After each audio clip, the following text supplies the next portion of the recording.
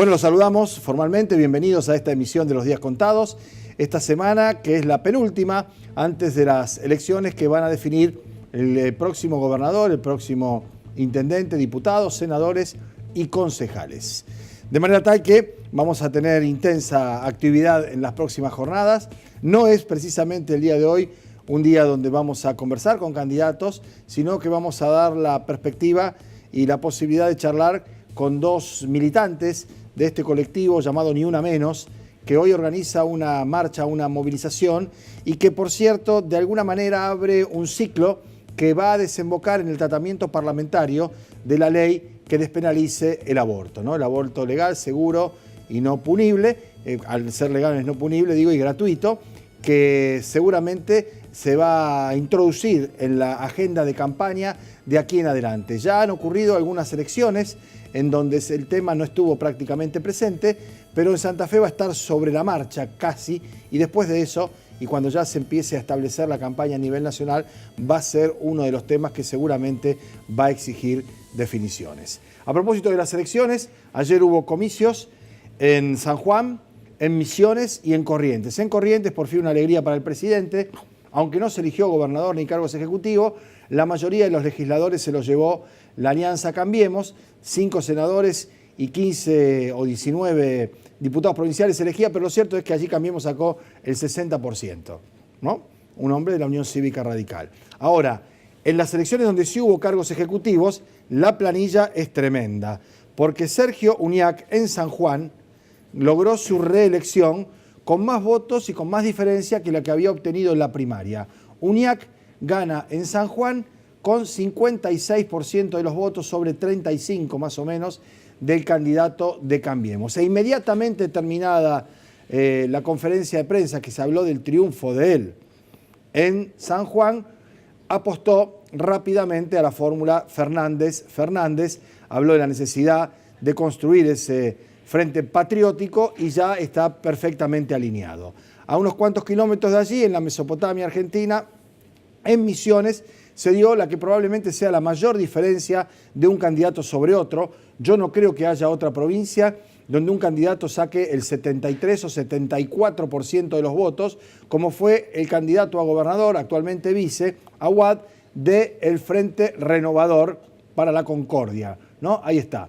73%, le sacó más de 50 puntos al candidato de Cambiemos y es ya una docena la que suma de derrotas el gobierno a partir de los comicios en las distintas provincias, ¿no? Y es un dato que se entiende, ¿no? 13, no 12, 13 y uno en una elección parlamentaria como la de Corrientes a favor de Cambiemos. ¿Cómo se explica esto o por qué se explica esto? Entre otras cosas por lo que aparece hoy como noticia del día, que es el trabajo estadístico que hizo la Confederación Argentina de la Mediana Empresa, CAME, donde estaba Cornide, ¿se acuerdan? Donde está Elías Soso, que dicho sea de paso está en una reunión hoy en Buenos Aires tratando este tema, que da cuenta de una caída de más del 14% de mayo a mayo interanual en la Argentina en las ventas minoristas, 14,1%, y ya suman 17 meses de baja.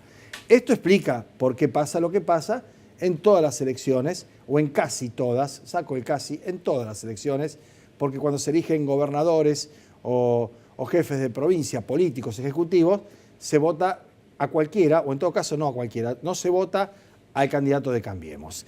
Bueno, esto por rubros tiene algunos que son más complicados todavía, el 20% joyería y billutería, el 17 y pico por ciento, casi el 18%, estamos hablando de la línea blanca, electrodomésticos, por eso uno va por la peatonal y mira a uno y otro lado las grandes casas de electrodomésticos y ve a los muchachos cruzados de brazos, ¿no?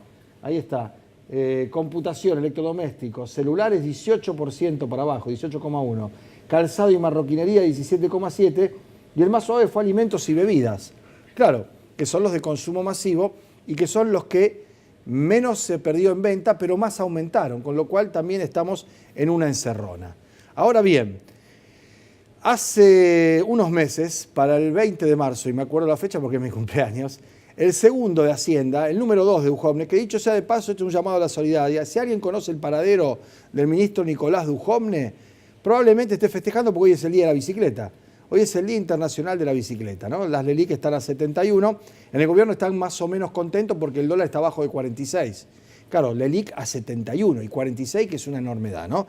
Pero volviendo a lo anterior, el número 2 de Duhovne, Miguel Brown, si le suena el apellido Brown es porque es el apellido materno de Marcos Peña, Brown, son primos, los mismos de los de la Anónima del Sur, ¿no? La proveeduría esa gigantesca, anunciaba en televisión de una manera tan taxativa, tan tajante, que alguno lo pudo haber hecho dudar, ¿no? Bueno, dice, si este tipo, que es un hombre educado, instruido, estudiado, dice esto, ¿cómo lo dice?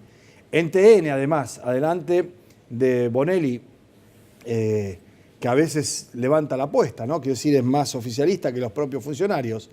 Lo dice con esa seguridad y con esa certeza. Habrá que pensar que esto tiene que ser así. 20 de marzo, o sea que pasó esos 10 días de marzo, abril, mayo y estamos entrando a junio. 3 meses, un trimestre. Brown. ¿Es verdad que hay brote verde? ¿O es otro verso? No, nosotros vemos que la recesión terminó técnicamente en noviembre. Hay el EMAE, que es el estimador mensual de la actividad económica, ya creció de manera desestacionalizada en diciembre. Tenemos buenos datos de despacho de cemento, tenemos superávit comercial en el último trimestre del año pasado, el salario real promedio también aumentó en enero. Hay algunos datos que por supuesto todavía no se sienten palpablemente en la calle, pero vemos que eso es el inicio de una mejora y que vamos a tener un año de recuperación liderado sobre todo por crecimiento de exportaciones y por recuperación del salario real y la jubilación. Porque, Brown, en las encuestas la gente lo que quiere es eso, ¿no? Sentirlo en el bolsillo en su casa. Sí. Una mejora directa más allá de los indicadores que No, por supuesto, eso se va a empezar a sentir en el segundo y en el tercer trimestre con las paritarias, con el aumento de las jubilaciones y lo vamos a, como digo, a partir de marzo, entre marzo y septiembre, digamos, ¿no? Es decir, estamos mal pero vamos bien, sería. Bueno, yo no lo diría así, yo creo que estamos empezando a ver un cambio de tendencia y que este va a ser un año de recuperación. Bueno, va medio año y no hay ni cambio de tendencia ni recuperación, ¿no? También es bueno ver a los periodistas, ¿no? Como dan por cierto lo que le dice el funcionario, porque por el solo hecho de que sea funcionario está diciendo la verdad, ¿no? La placa que teníamos antes, ¿no? La tapa de ámbito financiero, habla del 14,1% de caída minorista. Ese es el número y ahí está el otro número. 17 meses en baja. ¿De dónde sacó Brown que había terminado la recesión técnicamente en noviembre? Para decirlo así por televisión y los repreguntadores, más que repreguntadores, parece un programa homenaje a Brown, diciéndole más allá de lo que la macroeconomía, cuánto se siente en el bolsillo. Y Brown dice en el segundo trimestre, es el segundo trimestre, faltan unos días y se termina, y se termina, ¿no? O sea que pasó desde ese programa, que son casi 3 meses, y él anunciaba la recuperación y el final técnicamente de la recesión en el mes de noviembre. Pasó noviembre, diciembre, enero, febrero, marzo, abril, mayo. Y estamos a 3 de junio. 7 meses largos. ¿Sabe qué? Miguel Brown sigue siendo secretario de Hacienda, el número 2 de Nicolás Duhovne, que sigue siendo el ministro de Economía y que nos da estas noticias cíclicamente y contrastan con lo que el día a día, el recorrido por la calle, la penuria y las dificultades para llegar a fin de mes exponen y exhiben de manera contundente y tajante. Esto explica por qué de 13 elecciones donde se eligieron ejecutivos, el gobierno perdió las 13. Y explica las que vendrán también hasta que sean las elecciones nacionales. Bueno, nos vamos a ir a la pausa. Cuando volvamos, tenemos 2 representantes del colectivo Ni Una Menos. Hay una marcha. Yo decía que este puede ser un punto de partida, si bien ya hubo otras actividades y están habiendo de manera sostenida y periódica para lo que será el desenlace, el nuevo tratamiento parlamentario del proyecto de ley que se presentó hace una semana. Estuvimos charlando de eso con Silvia Osburger aquí mismo en nuestro programa y probablemente también la necesaria definición de los candidatos sobre este tema que es tan importante. Hacemos una pausa y enseguida venimos.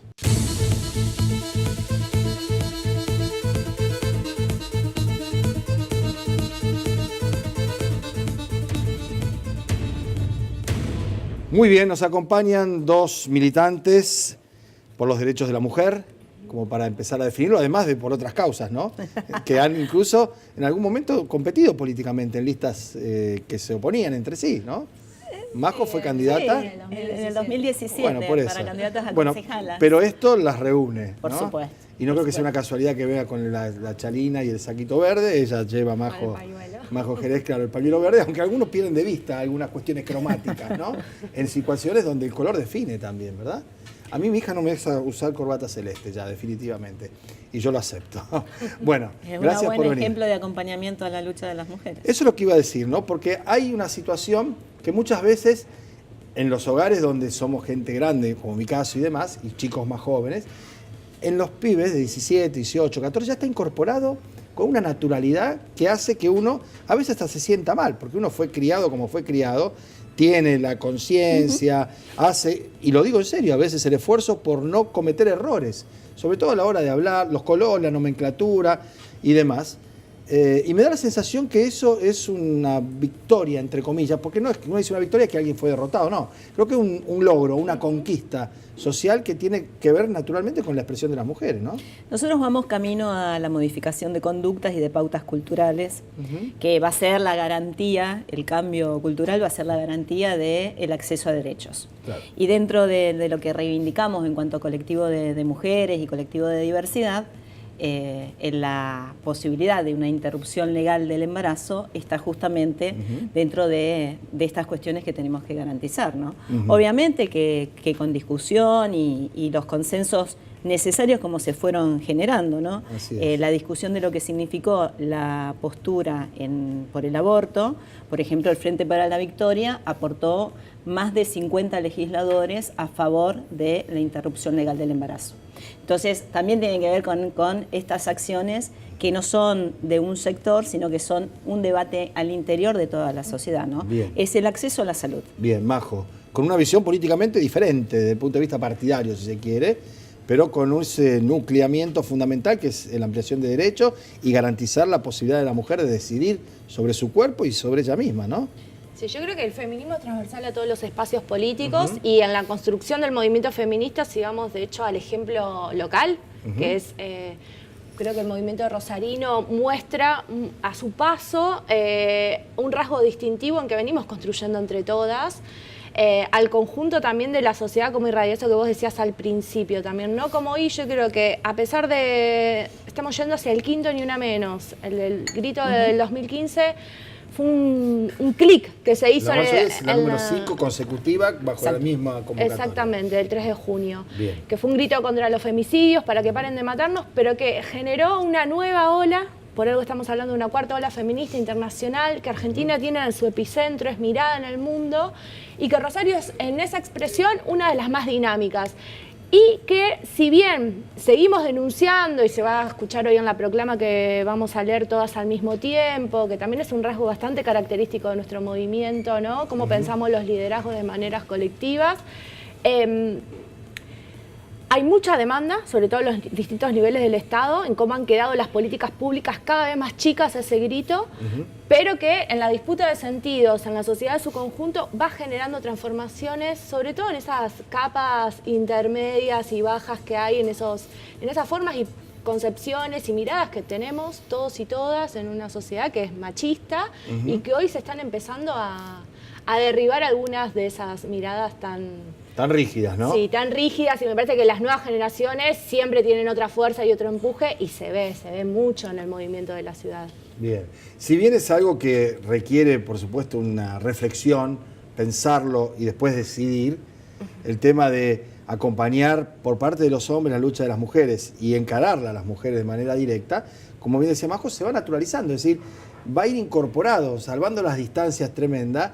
Es como hablar de los colectivos y ya nadie piensa en un colectivo sin aire acondicionado, ¿entendés lo que quiero decir? Sí, es decir, uno va asimilando eso, son cosas diferentes, pero quiero decir, uno va viendo cómo se evoluciona en todos los sentidos, porque lo que bien decía ella, la transversalidad no es solo política, sino que es social, es de nivel de educación, es de nivel económico, incluso hasta de religiosidad, porque hay muchas mujeres que son creyentes. Totalmente. Y que no necesariamente son dogmáticas, además de ser creyentes, ¿verdad? Lo que pasa es que, cuando nosotros salimos a la calle, hay en ocasiones en que reclamamos solamente nuestros derechos, pero toda conquista de las mujeres, como en tanto derechos de género, van en favor también del otro 50% de la sociedad. Digo, cuando salimos a la marcha, nosotras como movimiento de mujeres, es un movimiento netamente político, interpelador del poder y de las injusticias. Entonces, cuando salimos a la marcha para reivindicar condiciones laborales, es para todos y todas. Cuando salimos a cuestionar que Macri no da el presupuesto necesario, que ha reducido los presupuestos, que no hay distribución de anticonceptivos, no hay acceso en condiciones, digo, hoy por hoy en nuestro país han aumentado la cantidad, empezamos a tener un registro de muertes de mujeres víctimas de abortos clandestinos. Claro. ¿No? Entonces, del que va desde el 2018, que la UFEM, nosotros somos una de las 3 organizaciones que a nivel nacional, Pablo, realizamos el registro de feminicidios en base a los datos periodísticos, porque los oficiales aún falta la ampliación en Claro. los criterios. UFEM el año pasado detalló un protocolo para que sean incorporados como feminicidios, es decir, las acciones que no ha hecho el Estado para garantizar la vida de las mujeres, un protocolo para la instrucción de todos los fiscales en el país. Toda muerte violenta de una mujer debe considerarse un feminicidio. Hasta que se muestre lo contrario. Exactamente. Bueno, ya Bien. tenemos desde el 2018, desde marzo del 2018 a hoy, tenemos lo que va entre víctimas de feminicidios, es decir, la relación parental, las de ajustes de cuentas, las de abortos clandestinos, las de los transvesticidios, que también obviamente están incorporados, claro. y de muchos antes, tenemos 49 en el país, de los cuales 22 son de Rosario. 26 terrible. En toda la provincia. Entonces, digo, ahora, son números fuertes. Majo, ¿cómo repercute esto? ¿Cómo se plasma y se lleva de la información, del pensamiento, de la militancia al terreno práctico? Porque así como en los efectores públicos de salud hay objetores de conciencia, y está muy bien que si vos sos objetor de conciencia vayas a trabajar a tu clínica, pero en los hospitales públicos no. ¿Qué pasa en los tribunales? Porque esto lo tienen que llevar adelante personas con una formación específica, académica. Me temo que una proporción muy elevada, incluso en una proporción superior a los de la estatal, son egresados de la universidad y de las facultades católicas, lo cual creo que también es un dato y un condimento, ¿no? ¿Cómo se avanza esto en el terreno de lo concreto, de los expedientes, digamos, para que la estadística alguna vez además se transforme en penas para los responsables? Lamentablemente ahí vemos ese desacople que decía al principio entre lo que avanza el movimiento en esa disputa de sentidos y cómo van quedando chicas esas políticas y esas respuestas estatales. Hoy el Poder Judicial sigue siendo en algún punto el efector más atrasado o más impermeable a lo que sucede en las calles y lo que genera este movimiento. Sí, los cambios sociales. Sí. Si uno ve del 2015 a esta parte, de hecho la misma Fiscalía elabora datos de cómo se han elevado muchísimo. Y después de cada movilización sucede algo, de que como las mujeres, al poder nombrar las violencias que vivimos, crecen los niveles de los índices que tienen las mismas fiscalías de denuncia, crecen los acompañamientos feministas. Claro, porque no es porque después de las marchas haya más episodios, sino porque se toma conciencia y la mujer se anima. Y hay una cuestión de cuando decimos que no estamos solas y que no nos callamos más, no es un hashtag que circula en las redes, es algo que llevamos y ponemos el cuerpo, que las feministas vamos generando dispositivos de acompañamiento y eso siempre una se encuentra, bueno, tenemos el caso de Paula Perazzi, que de hecho es algo que nos viene atravesando muchísimo, cómo la justicia no pudo tener una mirada en los tribunales de género, que está a la altura de lo que se viene elaborando como sociedad. Y que no tiene que ver con una cuestión de relatos, como decía la jueza, porque en todo caso lo que nosotros estamos pudiendo es dar voz a algo que es injusto y que se vive históricamente. Y además una jueza, ¿no? Se da esa paradoja. Además una jueza. De las desigualdades. Pero bueno, cuando hablamos de la necesidad de protocolos, cuando hablamos de la necesidad de la transversalidad. Se reduzca el margen discrecional de lo que piensa. Lo conversaba con Daniel Herberta en otra cuestión, uno de los integrantes de la Suprema Corte de Justicia, que se da casi la ridiculez, diría yo, que la Corte en Santa Fe es un número par. Entonces, cuando no se ponen de acuerdo y votan 3-3, se incorpora un camarista. por sorteo. Pasó que en la ciudad de Santa Fe se incorporó un camarista que estaba a favor de lo que es la técnica de asistido, del embarazo asistido, y le dieron para adelante con autorizar que se lleve adelante una fecundación in vitro. La misma causa se sorteó en Rosario. El camarista que salió sorteado era un hombre vinculado al Opus Dei, dijo que no, que de ninguna manera. Bueno, pero te das cuenta cómo, pero vos te das cuenta cómo, pero vos te das también. cuenta cómo están decidiendo sobre la vida de una persona con un criterio absolutamente discrecional de una persona. Porque si hubiera sido que los dos votaban lo mismo, hay jurisprudencia, vos decís, Guayan, no, es bueno, así. pero es que, Pablo, en el caso coincido totalmente con tu mirada y, por ejemplo, también, digamos, aporto lo de la ley de paridad. La ley de paridad, la Suprema Corte dijo que no se podía aplicar en los municipios que había sido votada. Eran 22 municipios que constitucionalmente vos podés decidir hacia el interior de tu ciudad. Bueno, pero también el procurador de la Corte tenía otra opinión, que decía que como no iba en contra, sino que iba por más derecho, ampliación de derechos, podía ser. Por eso es que en Rosario estamos proponiendo, junto con Roberto Zuckerman, la creación, y las concejalas, Fernanda Giglani y Marina Magnani, la ampliación de derechos en el sentido de crear una Secretaría de Género y Diversidad, y además un compromiso público que hemos presentado el Pero fíjate viernes. cómo son las cosas. Si hay empate otra vez en la Corte, depende del que salga sorteado, va a decidir esto. Sí, pero además eso tiene que ver con el tema del presupuesto y de la formación. En la provincia de Santa Fe, el presupuesto destinado para todo lo que significa género es de 85 millones de pesos para toda la provincia. Es el 0,03%. La provincia de Santa Fe, Rosario, las localidades del interior, la nación, están en deuda con las mujeres en cuanto al presupuesto. Bien. Por eso lo de la emergencia. Entonces, si hay ese presupuesto que es para las urgencias, para la capacitación y la formación, no existe. margen, por supuesto. La Suprema Corte tiene que hacer un compromiso público y cada uno de los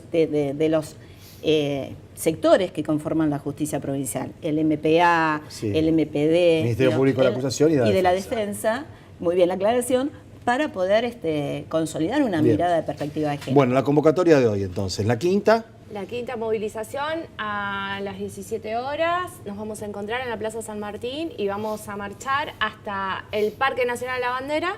Y ahí vamos a leer todas juntas una proclama. Empezamos a incorporar esto de, en vez de estar discutiendo quién va a leer un documento, sino que todas al mismo tiempo leer una proclama, que además nos implica una elaboración particular y que tiene muchas de estas demandas y esto que estuvimos hablando hoy, de la realidad que vivimos las mujeres en Rosario y las identidades disidentes también, y por qué renovamos este grito de Ni Una Menos, y que vamos a seguir en las calles señalando todo eso que nos falta en clave de políticas públicas hasta que realmente vivamos en una sociedad libre de violencias machistas. Bien, hay colectivo con Gratuito. circulación gratuita para ir a la plaza o para ir hasta el monumento, ¿no es cierto? Exactamente, de todas las líneas que lleguen hasta el monumento. Perfecto. En la plaza al monumento. Así que Bien, perfecto. Bueno, muchas gracias por venir las dos. un gusto, gracias. Muy amables. Gracias por el espacio. No, por favor. Nos vamos a la pausa, volvemos en un ratito nada más, un par de minutos para el cierre del programa. Ya estamos, ¿eh?